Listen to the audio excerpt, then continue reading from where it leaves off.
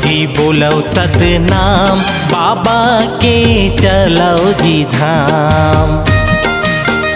जय बोलो जी बोलो सतनाम, बाबा के चलो जी धाम।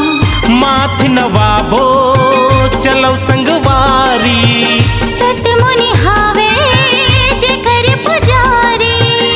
धरती अंबर में गुंजे सतनाम हो। जय बोलो जी बोलो सतनाम, गुरु के चलो जी धाम। जय बोलो जी बोलो सतनाम, बाबा के चलो जी धाम।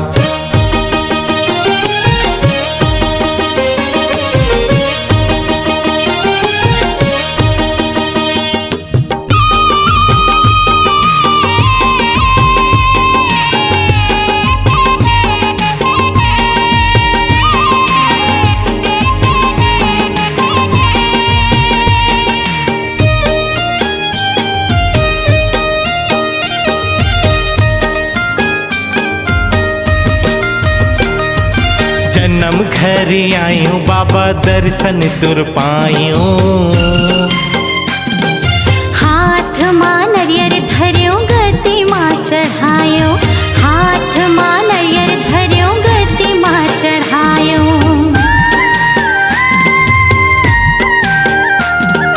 चरण कुंड के पानी में करे स्नान।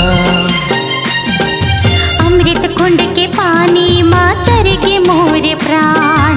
अमृत कुंड के पानी मां तर के मोरे प्राण।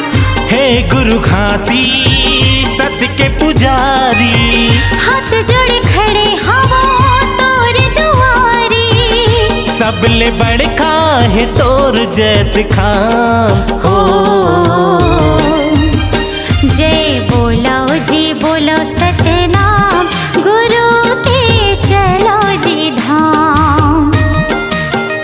जय बोलो जी बोलो सतनाम, बाबा के चलो जी धाम।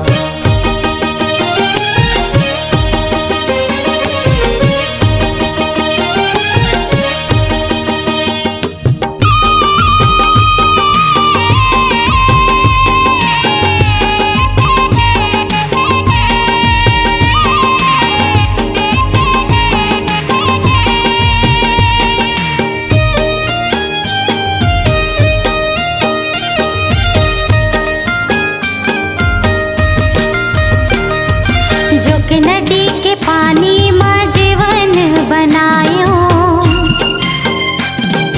पथरा के हाथी ला दर्शन कर आयो। पथरा के हाथी ला दर्शन कर आयो।